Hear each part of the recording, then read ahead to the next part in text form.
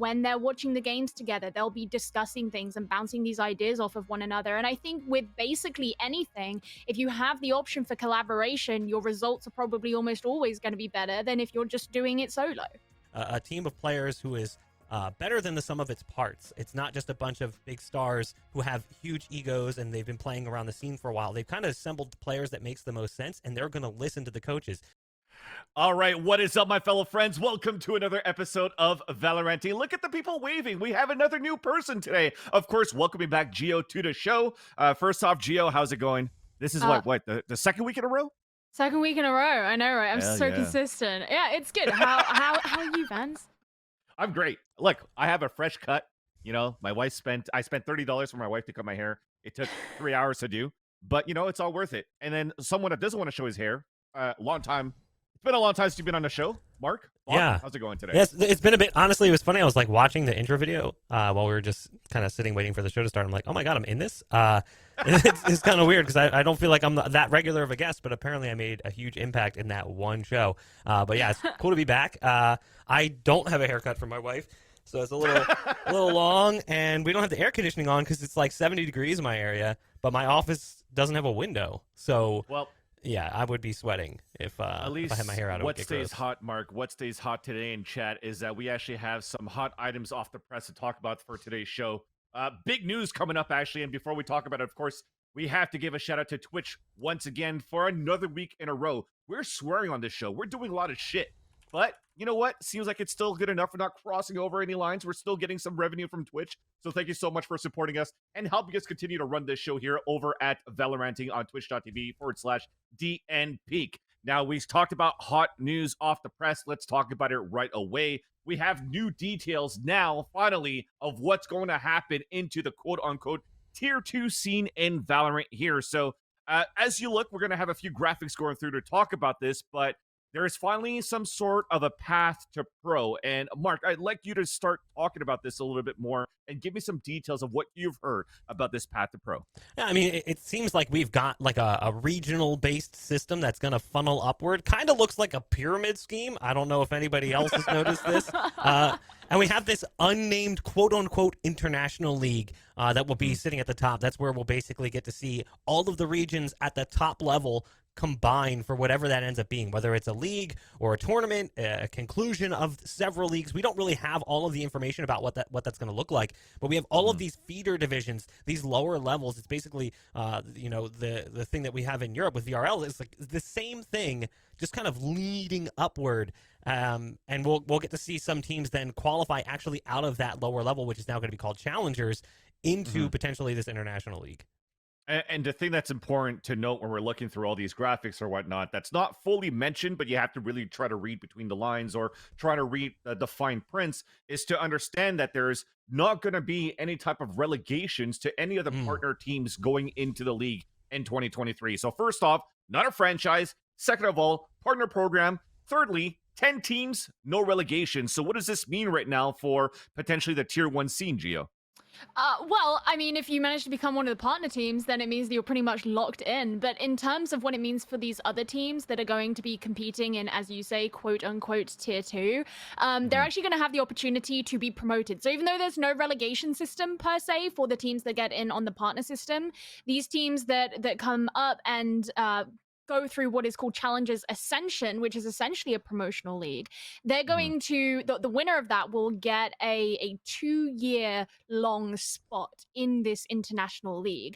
And that will be the slot that can not be relegated per se, but you can lose it. Once your 2 years that you have earned this slot for is up, then you'll be going back down into the regular Challenger League. And I think it was from 2026, they're gonna bring in 2 teams per year rather than just one team, because they're gradually going to increase the number of teams who are going to be playing in that Tier 1 space. So if you're in those original 10 teams at the Tier 1 space, you've been accepted into the partner system, you're in, you're locked, that's it.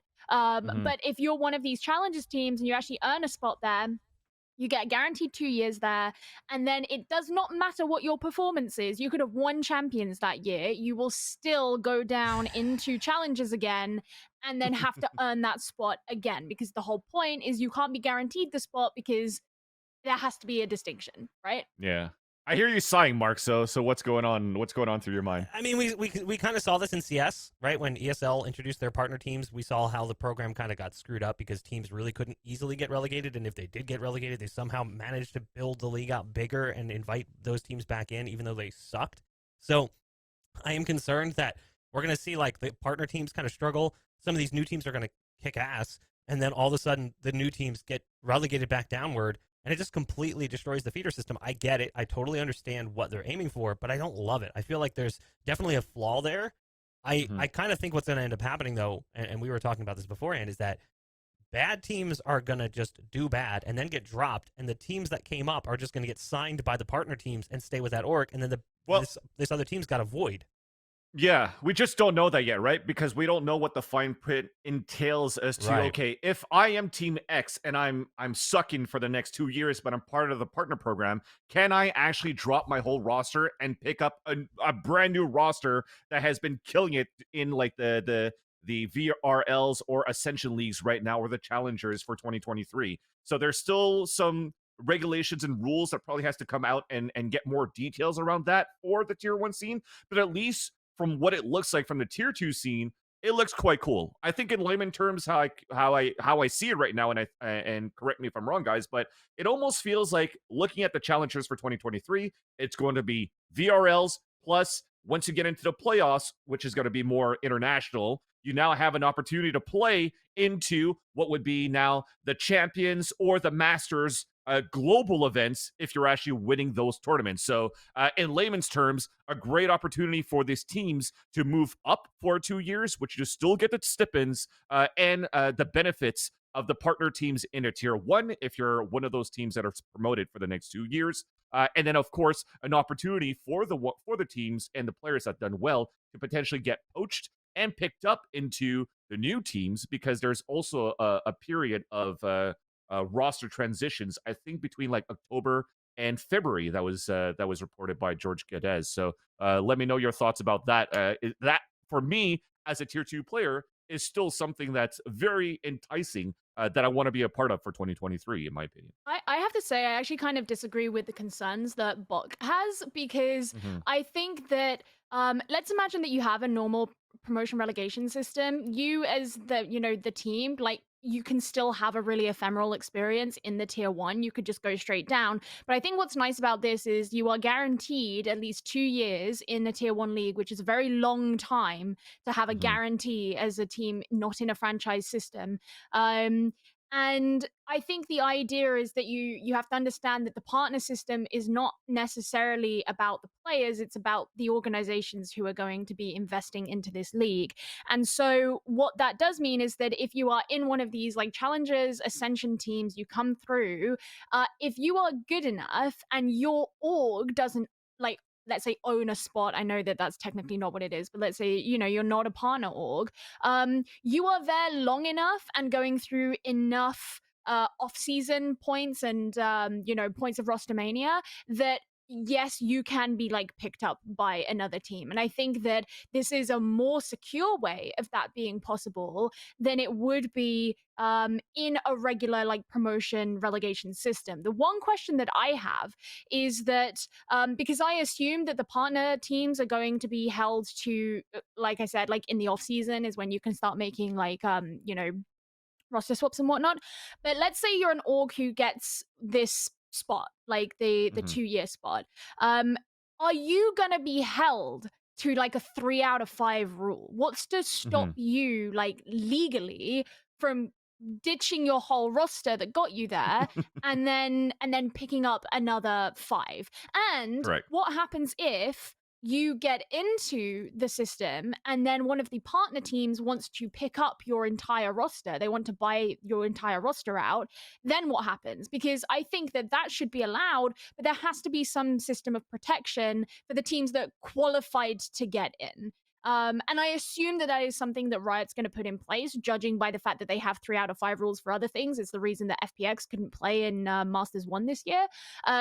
So I'm expecting that to come out, but I would love to see some clarity on that, because I think that's going to be very important for players in particular. Mark, anything to counterpoint on? Yeah, I think one of the things that I concern myself with, or that I'm concerned with, is, I'm a curmudgeon. I've been around esports long enough to watch how things kind of fall apart. Best intentions don't always work out.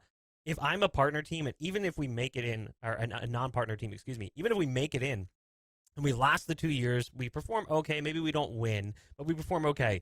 I feel like the second that team gets relegated, team's gone. The best players will get signed to the better teams because they'll have a guarantee of playing at this top level international league without having to worry about being relegated again in 2 years, regardless of their performance. So I just feel like you'd lose like some of those cool storylines where you see teams kind of come up through the ranks. But at the same point in time, if I'm honest, half the time we didn't see that. Like when we were looking at CS, you would see a team come up from like the lower ranks, and they would usually suck. Like they would make it to the pro level, and they just wouldn't be good enough. You could see like there was a clear separation between the bottom of Pro League, as an example, and even just like the 6th place team. So I get it. I do understand it. I'm just a little bit worried about what this could do. I am concerned about players being poached, rosters being poached. What does this do? Are there going to be dead teams? Because that was a problem that we saw in CS. Obviously, that's not going to be as prominent here because of the fact that you do get stipends. There's support coming in from Riot.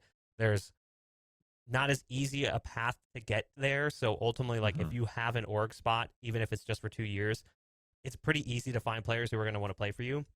But yeah, it's just I think there's a lot of questions that we don't have answers to yet, which makes my opinion sort of just doom and gloom because I'm looking at it from the outside. But as we get more information from Riot, we'll be like, okay, this makes more sense. This is more understandable now. At least one thing I want to make sure is, as a player and looking out for the players, make sure you all read the fine prints when it comes down to signing into a potential organization, right? Because we've already learned from the skins from Champions, with some orgs, you don't get any of that money depending on what's written in there. What's the job security that you have signing to an up-and-coming and aspiring org that wants to make it into the Ascension program and qualify into the partnership program? What's the salaries going to look like? If you're going to get benched, what's that going to look like? What's the percentage there? So make sure that if you have what it takes to go pro and you feel that you could make it, make sure to talk to the to your agents to get more details about that. Us. But you talk know, to literally anyone, literally not anyone. to me, not to me. Me, it's about casting. If you want to know about playing, talk to a player agent. But I dealt with it once. It's crazy. Players sign stupid contracts all the times.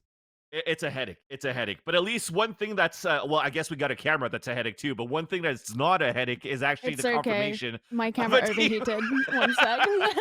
I mean, you know, we're over. I told you we had some hot news off the press, right? Sec. So we got some overheating cameras. So let's get into the next segment at least. It's 100 Thieves actually qualifying through LCQ as the North American champions, and they will be the 3rd team representing North America at Champions alongside Optic Gaming and XSET. Now, my first question looking at you here, Mark, is this a surprising result for 100 Thieves looking at the amount of teams that were participating throughout the LCQ? I think it's surprising that it was 100 Thieves that made it through to a certain degree. I think a lot of people liked what we were seeing from 100 Thieves as they played. My surprise is that FaZe fell flat. EG kind of just disappeared again, similar to what happened with them in Stage 2 playoffs, despite the fact that coming into this, we had praised EG as being one of the more creative teams. I feel like that creativity kind of did disappear to a certain extent, with the exception of maybe some creative agent selection, looking specifically at their Phoenix play on Ascent. But 100 Thieves has all the structure in place. They have a decent roster. They have good coaching. They've got great management. So this team was built to win. I do think it is a little bit surprising, though, that the path there was kind of easy. If you look at actually the second week of the LCQ, I was largely disappointed. The first week, we had some incredibly close matches, great games, multiple overtimes, games going down to the wire. I think we only had, one, maybe 2-2-0s in the first week. The second week, there's only 1 3-map series. Everything else is a shutout. I think that shows how strong maybe 100 Thieves is, but also how everyone else just kind of disappeared into the background. Players like Baby Bay just non-existent in this second week that we expected to see step up. Players like Superman, who had an incredible week 1, just gone, completely absent. But what makes 100 Thieves so good compared to those teams is they never really seem to lean on that individual player performance. We talked about it coming into the LCQ. Great attack side win rates, really good post-plant setups, strong executes. They were playing team-based, like, fundamental Valorant. They weren't really playing this, like, hyper-aggressive style or leaning on individuals. It just works. And obviously you have some incredible clutch potential, too, from some of the players on the roster, which is always nice when you have that one player who can really sit back and just wait, and if needed, step up huge. Yeah, that's Derek. If you know who we're talking about, if you're don't know who we're talking about, you're living Unreal. under a rack pretty much, because that guy was insane. And I think not only that, it's also the great calling from Stellar that, a Yeah. lot of people have been doubting this roster from the very beginning when they got picked up, when they were replacing the CSGO vets. And some people think that they weren't going to make as much as an impact because they weren't a team that has that CSGO veterancy, that LAN experience. And that actually brings into question now to you, Gio, looking at this team for, I think, 4 out of the 5 players right now, including the coaches. It's going to be their first international LAN. Do you think that the jitters are going to come into play, or is this a structured enough team that's going to be able to go far going into champions? I think this is a really interesting question because it's one that comes up a lot. I mean, especially in Valorant, which is such a young game and has a lot of young players. The Guard was obviously like really hotly spoken about with this for Masters 1, and they were a good example of a team who didn't really have any LAN experience other than a couple of people, and you could tell when they got there. And occasionally you get players where that's not the case. Now, the interesting thing with 100 Thieves is, of course, that is entirely possible that it could be that way. But with 100 Thieves, if you consider how short an amount of time this roster has been together and the fact that they've essentially had to do a full season's worth of progress in half a season's worth of time, and they've had the like structure implementation and the kind of discipline and growth that we have seen from them in that short period of time, I would say that if any team has an environment that is going to be conducive to inexperienced LAN players performing on LAN, it's probably going to be 100 Thieves. And I would like to believe that someone like Sean, in acting as the head coach and him specifically having that player experience on LAN, would be able to relate to them in a way and provide that kind of like extra something that they might need to like kind of have one of the people who's really in charge of setting them up for success, also being like, okay, I've been in this position many times, like here's what I've learned from my experience that I can impart onto you. Yeah, and now that you're looking at the 2 finalists actually that played during the LCQ in North America, you can actually still see that it's not like, superstar rosters from 100 Thieves, from the Guard, but it's actually organizations that put a lot of trust into finally a coaching system for these 2 teams. So qpert was actually one of the latest addition to the coaching staff of the Guard, going up to the grand finals of the LCQ, where even when you're looking at the main season in the group stages of stage 2, the Guard didn't look like they were at the best spot. We were always critiquing in terms of their agent composition, not really following the meta, struggling a little bit of what's going on in terms of who's comfortable with what agent. But qpert seems to have brought a little bit more into this system, into this team for the Guard. So my question now to you, Bach, is what does that look like for you? How is the improvement of the Guard? Did they actually impress you? Was it a little bit of more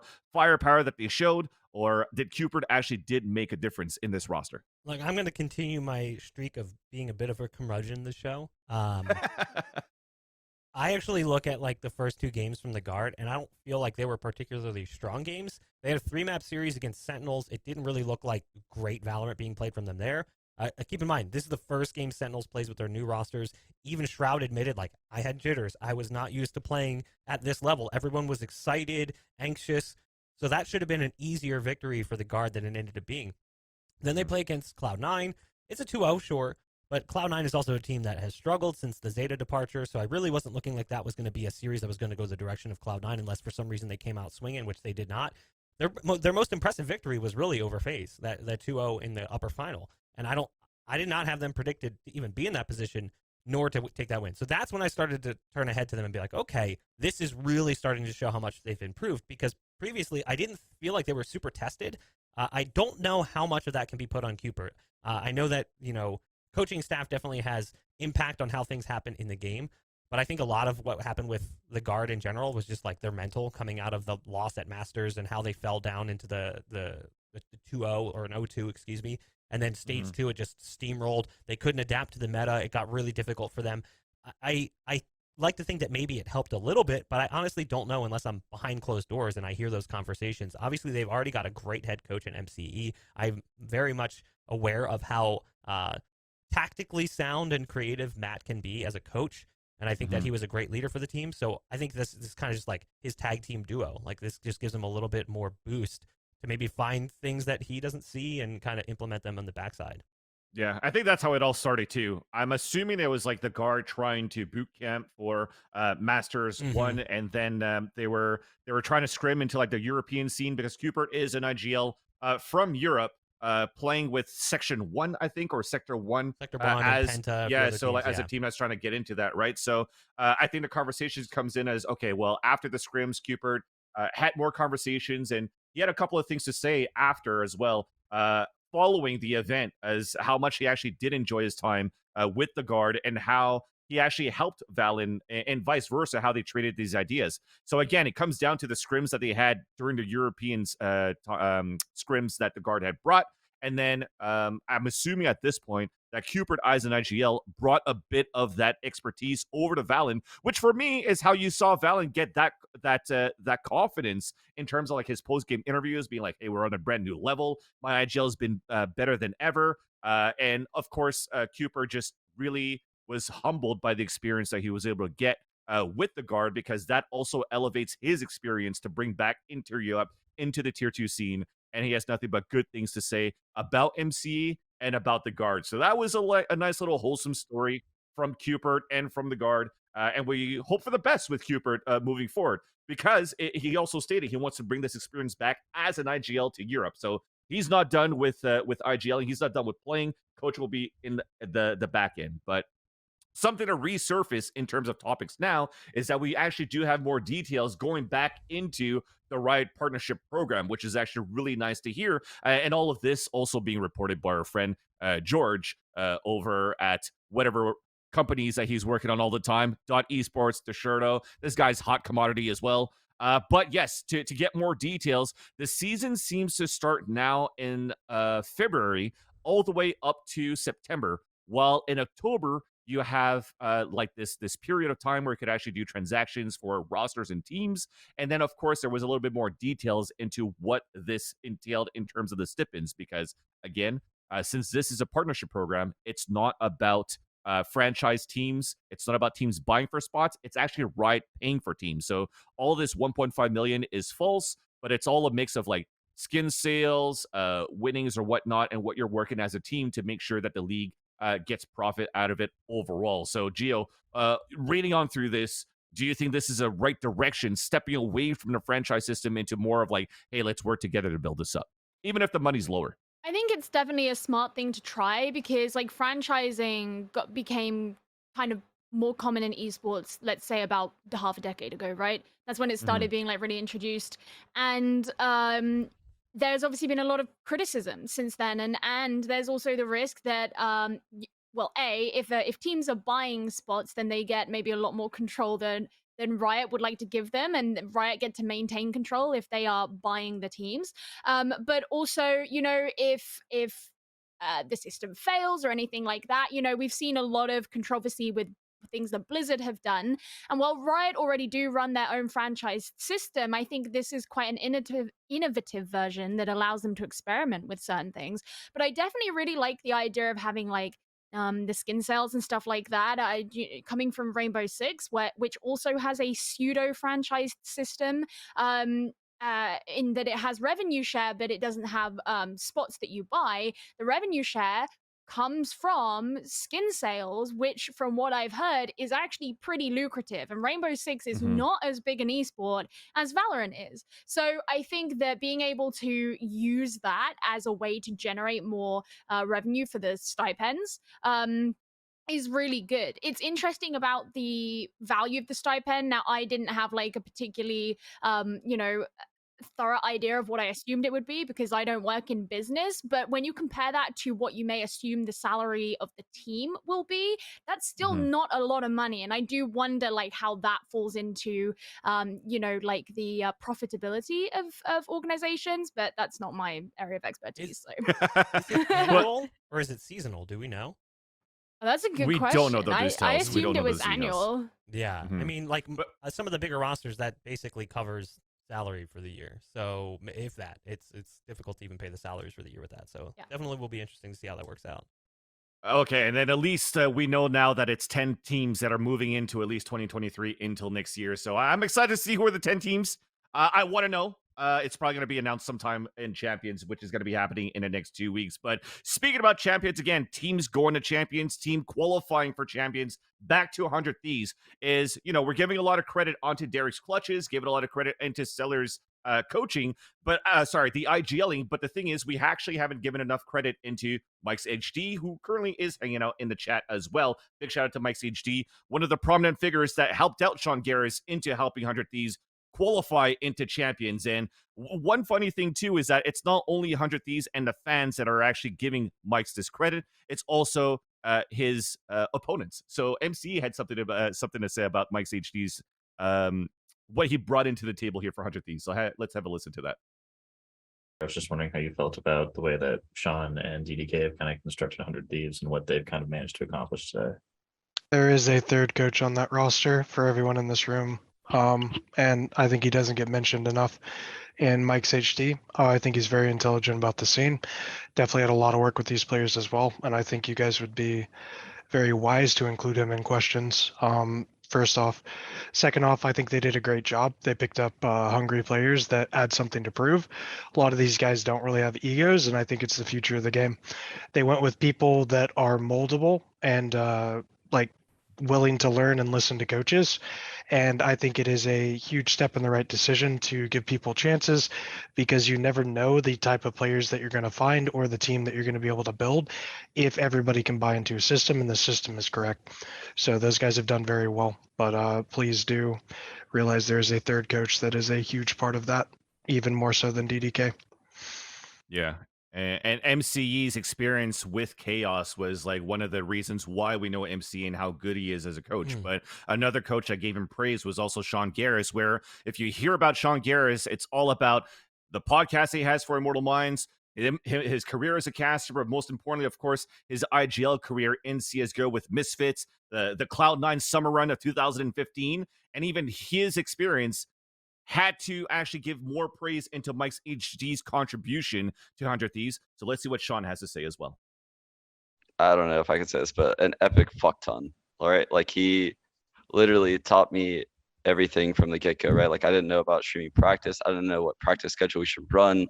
I didn't know a lot of these things. And day in and day out, still to this day, Mike has like epic impact with the team. Even when I'm watching the matches, right? Like, we're constantly batting ideas off of each other. And, like, if it's not 50-50, it's like more towards Mike, actually. He deserves a ton of credit that he doesn't get. And in general, we're just casters and hosts here, guys. So what do you think is the importance of actually having that extra layer of analytics of an assistant coach into a roster? Starting with your thoughts here, Gio. I mean, I would assume that one of the most valuable parts of it is just someone to bounce ideas off of. I mean, yes, obviously you've got someone else who can take on a certain amount of the workload. And also there is a difference between the responsibilities of head coaches and assistant coaches. And how a team decides to divvy those responsibilities really depends on the team. We've seen teams in the past, at least in Overwatch, who did like role-based coaching, which is not necessarily turned out to be the best thing. But, they do different jobs as it is. But I think that, like Sean was saying in his answer, it's like when they're watching the games together, they'll be discussing things and bouncing these ideas off of one another. And I think with basically anything, if you have the option for collaboration, your results are probably almost always going to be better than if you're just doing it solo. How high do you think the stocks are right now for Mike's HD after we heard about his coaching experience with Envy when they made it to the grand finals of Berlin and now winning LCQ here, Mark, in North America? I mean, they're super high because coaching is all about respect. I had a conversation with Fallen many years ago, and he said the reason that the coaching sometimes doesn't work out is because the players don't respect the coach. So even MCE mentions it. The malleability of the players coming in helps them kind of work with coaches a little bit better. Like, they're a little more willing to listen. They don't have egos. I think, honestly, MCE is ultimately describing his own team as well. A team of players who is better than the sum of its parts. It's not just a bunch of big stars who have huge egos and they've been playing around the scene for a while. They've kind of assembled players that makes the most sense, and they're going to listen to the coaches. And now that you can hear other coaches and other players specifically kind of giving shout-outs to Mike's, that makes it completely different. The stocks are rising. It was already high as it was. We mentioned, obviously, his time with Optic. He was also coaching for G2, if I'm not mistaken, coming into First Strike. It's kind of surprising that he even got dropped by Envy/Optic. At the time, we didn't really think that made much sense, but clearly he's found a good home in 100 Thieves. Yeah, now you got, and that's good, right? Because we always talk about teams hogging like talent in terms of players like DRX, but now at least in North America, we're sharing the wealth on the big brains to be able to coach teams such as MC and MikesHD, and now Chet, of course, of Optic. And that said, let's move on to the next topic. But before that, let's give a shout out to another one of our sponsors, of course, for I don't know, X amount of weeks in a row. It's Juke.gg, excuse me. And we want to give a shout out to them because they actually started the live beta that they're trying to test out on their platform during the VCT circuit, where I think throughout the last weekends, even for the LCQ, we had the live chat to test things out, like-minded people to talk about the VCTs, talk about Valorant, no toxicity, and it's actually a very fun experience to have, and I think they had some good success out of that one too, so I wouldn't be surprised if something comes out for Champions in a couple of weeks, so make sure you download the app at juke.gg, and of course, while you're there, give us a follow on juke.gg. We're on there, and at Valoranting, and let us know what you think about Shroud during the LCQ and when is Shroud playing during Champions, right? But speaking about teams that are going to play into Champions and cloud chasers such as ourselves, let's talk about Edward Gaming, of course. Edward Gaming qualified from the East Asia qualifiers, beating teams like Onslayers, beating teams like Northception, beating every single one of the favorites from the Japanese and Korean scene here in Valorant to now be the first Chinese team to go to Champions, a new region to be represented. And Buck, I want to know your thoughts on this team. This team is ridiculously good in their region, but that's the problem. Ridiculously good in their region. They're 34-5 in 2022. They're the number one Chinese team. They have a huge map pool. They're actually undefeated on Split this year. Their Fracture and their Breeze look really good, often beating teams with like 10-digit round differentials. That's awesome. But until I see them tested on an international stage against stronger opponents, it's hard to really judge what they're capable of, which is the same thing we always say about APAC teams. When we look at teams coming in from OS, or we look at teams coming in from Southeast Asia or East Asia, we don't really know what to expect on an international level because we don't see them play at that level enough. So I'm holding out hope that we'll see strong games and we won't see them ultimately fall flat, because that's happened with some of our own North American teams at times where they go to an international level and honestly it just looks kind of disastrous. I think that XSET and the Guard are great examples of NA teams really falling flat at international competition. So I can't pass judgment too much, but I just hope that we see this work out, because honestly, they did look really good in their own region. And whenever we see that, we hope it works out well at an international level.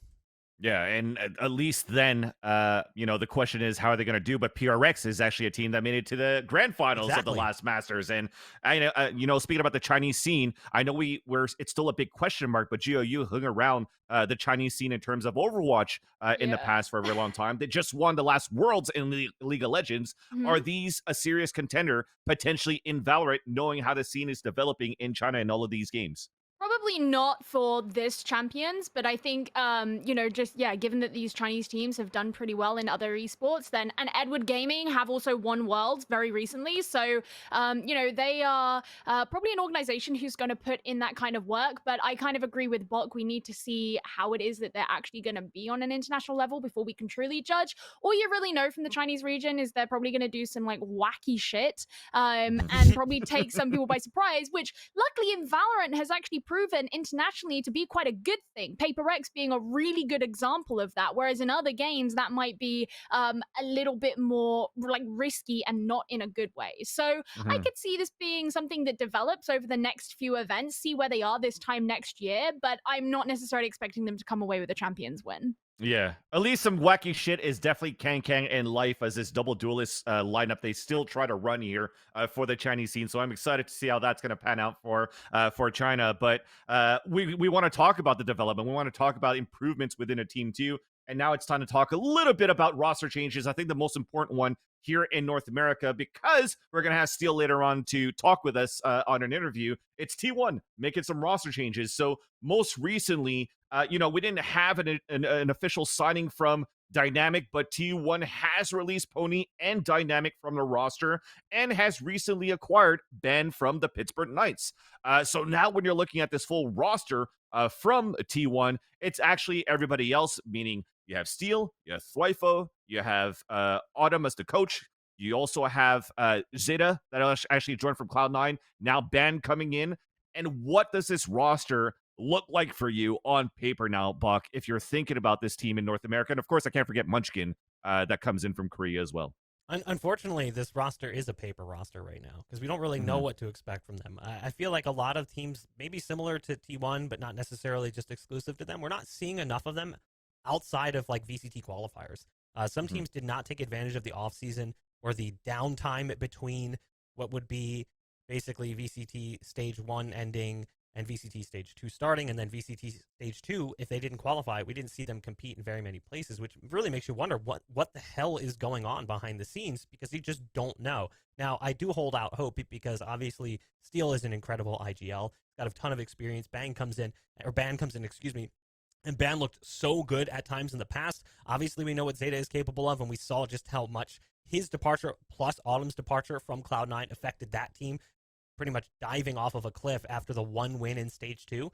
So I'm hopeful that maybe like T1 will step up, but I don't know where to see that. Like, when are we going to see them play somewhere? Because obviously, like, VCT is coming to a close and they're not a part of it, but they're not playing anywhere else. So what is next for T1? When will we finally see what this roster is capable of? Yeah, I think they were playing in like some Boom TV tournament locally, and then potentially maybe the Reignition series. Yeah.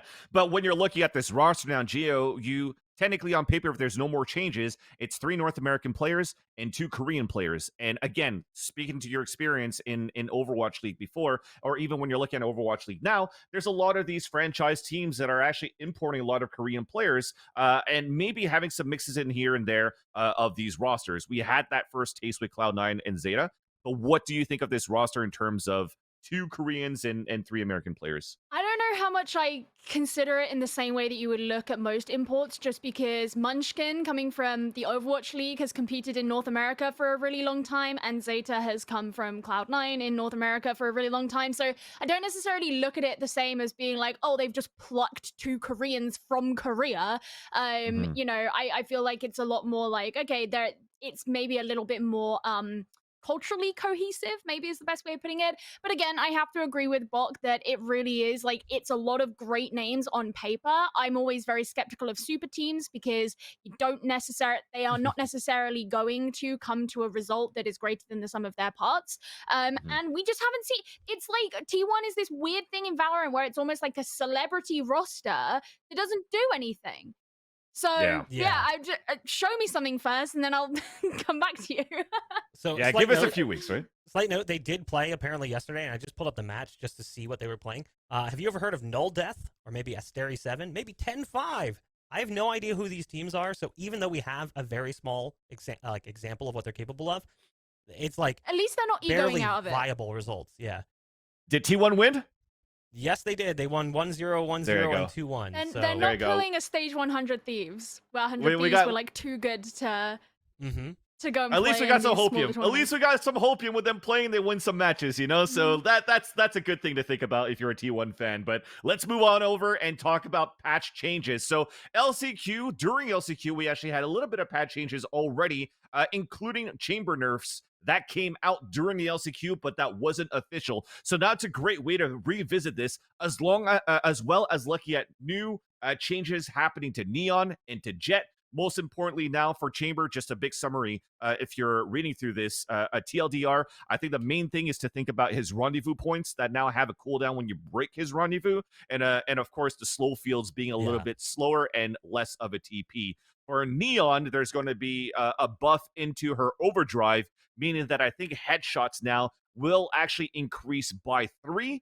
And of course, finally for Jet and for Chamber is leg shots actually now exist, where if you actually do leg shots with knives or leg shots with a tour de force, then that means that you actually do not get full damage as a 1-to-1 damage in terms of those ultimates. So initially, once we group all this together, any big thoughts? Is this going to change the scene for champions once we get into that competition? I mean, for Chamber, absolutely. Chamber definitely took a pretty heavy hit from the nerf hammer. I don't think he's like completely busted, like not viable anymore, but teams will have to be a little bit more selective on how they integrate him. I still think his ult is really strong, but the slow field is actually huge. The rendezvous is big too. The increase in the pistol cost for the headhunter is not necessarily massive, but it definitely changes the way that chambers are going to play pistol rounds now, because before it was just buy 6 bullets and trademark and you're good. Now you're going to see players have to be a little bit more selective because you might only get 4 bullets now instead of 6, and that changes the way you can use that weapon. You're going to have to go and rely on the classic, and you need that trademark, but the trademark isn't as viable anymore because the trademark doesn't have the slow field lasting as long. 9.5 seconds was stupid. You would get one person gets shot with a tour de force on a fast push, and the whole team is slowed down for 9.5 seconds. So you just have to sit there and wait. And then if he peeks again, it's another 9.5 seconds. Like, how many times did that just completely boom you on a push? So I think that Chamber took a pretty heavy hit. I think Neon gets a nice little buff, but it's not like a massive one, because I don't think Overdrive is really even her most viable skill in her entire artillery. And I think that Jet takes a little bit of a nerf, but not too bad of one. Because if you're watching high-level Valorant, most of the Jets are clicking heads anyway, so the leg shot multiplier might not be as big of a deal for them. I think overall it is Chamber who comes out drawing the short stick here. Yeah. Does that mean that we're going to have more Chamber, less Chamber, more Cypher for that Geo for champions? What's your thoughts? I mean, I assume that we're going to start seeing more Cypher anyway. I think the interesting thing about Chamber is a lot of people took issue with the fact that he had this like full Sentinel kit as well as being able to be this entry. Now he's received buffs to like both of those buffs. He's received nerfs to both of those two things. But I do expect that we are going to see some more of that, especially as like with so many of the radius of like these abilities going down, he's not going to be able to have as much control over as big an area of the map anymore. So being able to have better surveillance in other parts of a map, I think, is going to be more required so that you can react to it sufficiently.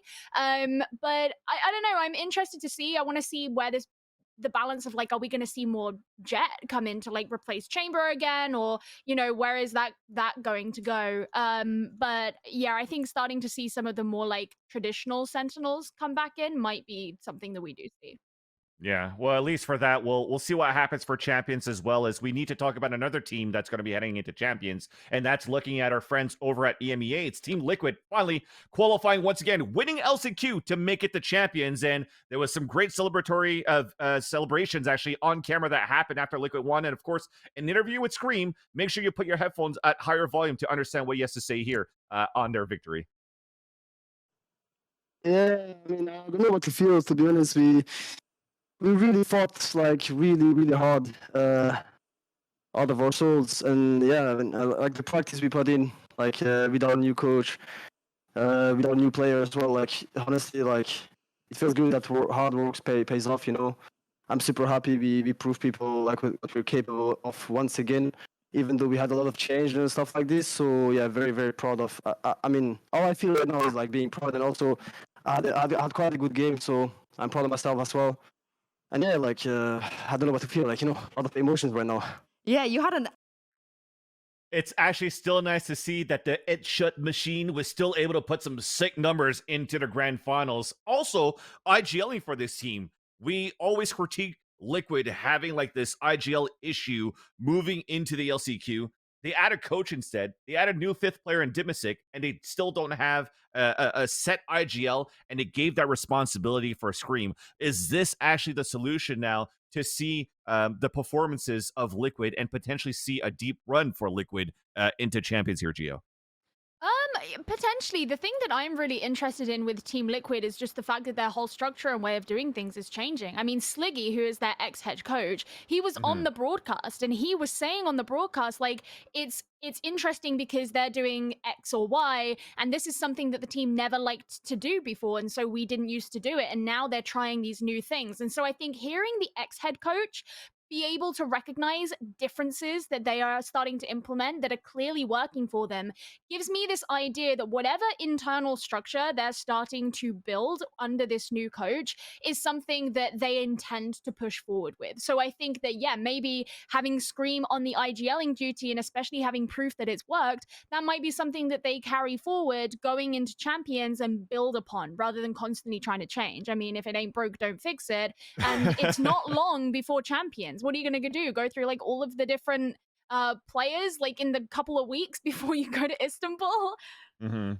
I think one of the things too when you're looking at Liquid is also having like pocket picks in terms of agent compositions too, because Mark, you were hosting it during the LCQ and NA, saying as a troll that potentially you might see more Phoenix getting picked, and there you go. You actually have two teams in North America picking Phoenix. You have Scream picking Phoenix and Ascent, but it's really only on Ascent. So is this like a little bit of like a one-time thing where you don't see it again, or is there true value in Phoenix going into Champions? I honestly think there's probably going to be more Phoenix picks coming into Champions, and partly because of these changes we were just talking about. Like, looking at Liquid, Yampy locks in Chamber for this team, and that's what allows Scream to flex onto Jet sometimes and kind of play more of an engagement duelist type role with a rifle than so much with an op, which is what we would have seen in the past.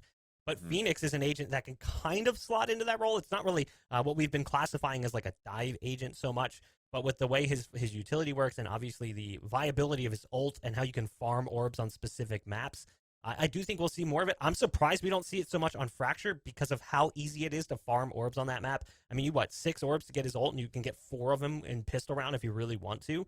Like, it's stupid how easily you can farm ult orbs on that map. So I do think we'll see teams using it a little bit more now that we've seen some of the duelists get reworked a bit.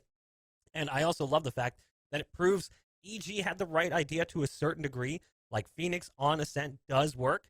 I just think that they didn't use it as well as Scream did here. Scream dropped almost 100 kills in a 4-map series, with him going 8 and 16 in the first map. That is bonkers. The fact that if he had a good map in map 1, they could have potentially broken 100 across it, averaging 25 kills a map, is nuts. So you can't necessarily look at his performance and be like, oh yeah, this applies globally, but I do think there is viability to that agent, and we'll see it more and more coming into Champions. Yeah, well, at least we have so much to talk about more for the LCQ, but we got to cut it short. Why? Because we actually have a really fun interview coming up here after this break, and that's going to be with T1's IGL. Maybe we'll talk about it a little bit more after the break to confirm that, and that is going to be Josh Nissan. That's going to be joining us for the interviews after this break. But before the break, we definitely have to give a shout out to Twitch to thank them one more time to support us in making sure that this show continues to allow to put us food on the table. So I have throat lozenges. Thank you, Twitch, for helping me pay for these. See you guys after the break.